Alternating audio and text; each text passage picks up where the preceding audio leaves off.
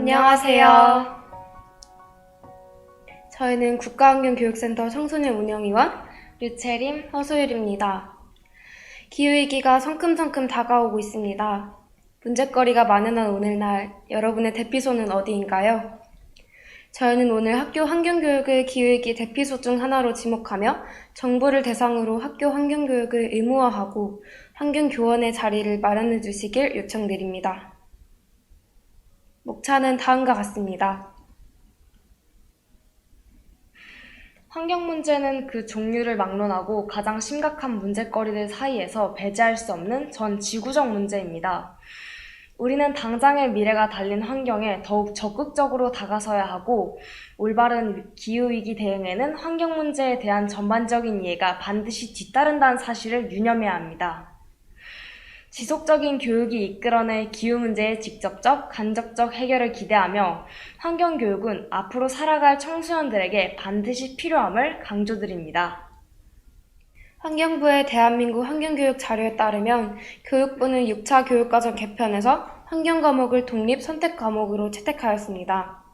초, 중, 고 모두 타 과목과 창의적 체험활동에 환경교육 관련 내용이 포함되어 있습니다. 중학교의 경우 선택교과, 고등학교에서는 생활교양교과 중 교양 선택으로 되어 있고, 과목을 선택한 학교에서는 정규 교과로 환경교육을 운영할 수 있습니다. 하지만 중고등학교에서 환경교육을 선택하는 학교는 계속해서 줄어들고 있습니다. 중요한 교육일수록 지속적이어야 한다는 점은 모두가 인정할 것입니다. 한편으로 현재 환경교육의 중요성을 뒷받침할 근거는 이미 충분한 상태입니다. 하지만 교육부는 저조한 환경과목 채택률에도 불구하고 계속해서 재량의 환경교육을 맡기는 무책임함을 보이고 있습니다. 창의적 체험활동, 선택과목 등에만 맡길 정도로 뒷전인 교육이 무슨 성과를 부를지 의문입니다.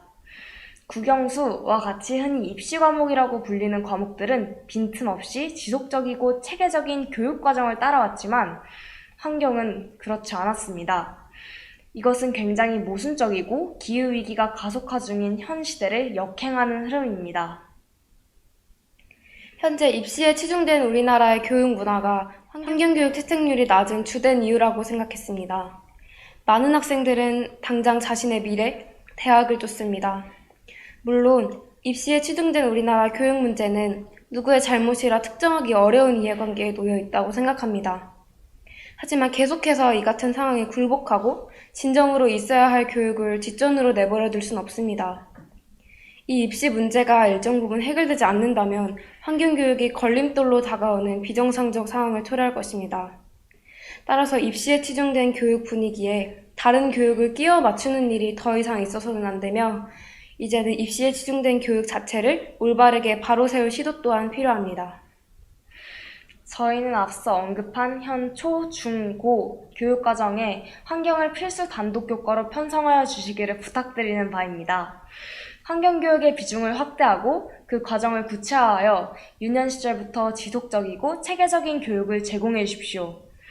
초등학교 3학년부터 고등학교 3학년까지 결코 재량에 따른 교육이 아닌 필수적이고 지속적인 교육을 위한 교육과정을 재편성해 주시면 좋겠습니다. 더불어 질 높은 교과서와 수업자료, 적절한 현장 방문 학습을 통해 깊이 있는 환경교육이 이루어질 수 있도록 도와주십시오. 추가로 전문적인 환경교육을 위해서는 그에 따른 교원이 필요해집니다.